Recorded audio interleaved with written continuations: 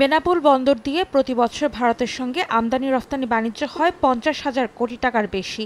এমন গুরুত্বপূর্ণ বন্দরে গেল 16 বছরে বড় ধরনের 12টি অগ্নিকাণ্ডের ঘটনায় প্রায় 1000 কোটি টাকার আমদানি পণ্য পুড়েছে। ফায়ার সার্ভিসের লোক আমাদের এইভাবেই বুঝিয়ে বলেছে গাড়ির ভিতর কোনো আগুন, পার্কিং কোনো আগুনের কোনো রকম কোনো কাজ না করতে, এই ধরনের পরামর্শ দিয়েছে।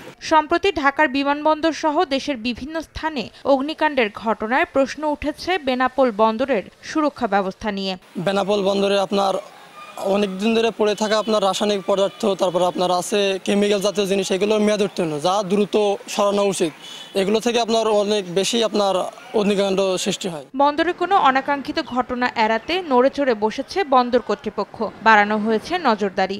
যেভাবে সারা বাংলাদেশে আগুন ধরছে, বিভিন্ন জায়গায় বিভিন্ন এয়ারপোর্টে আমরা দেখছি, তা আমরা ওই জন্যে অ্যালাউ আছি।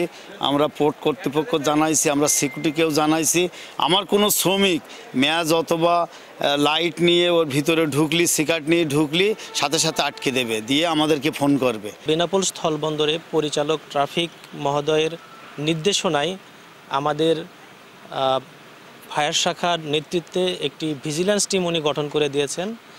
এই ভিজিল্যান্স টিমে ফায়ার শাখা, বন্দরের নিরাপত্তা শাখা, আনসার, বেসরকারি নিরাপত্তা বাহিনীর সদস্য মিলে আমরা প্রতিদিন এই ভিজিল্যান্স টিমের কার্যক্রম চালু রেখেছি। সবাইকে সংশ্লিষ্ট করে আমরা ভিতরে ধূমপান না করা, রান্নাবান্না না করা, অকারণে অগ্নি সর্বত্র যত্রতত্র অগ্নি প্রজ্বলন না করা এবং আমাদের বৈদ্যুতিক যেই নিরাপত্তা সেটিও আমরা আমাদের চেক করতেছি এবং সেটি ব্যবস্থা আমরা নিচ্ছি।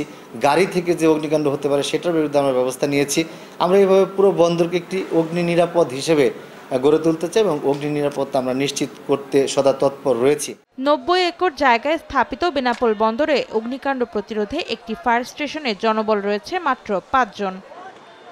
সময় সংবাদ, বেনাপোল।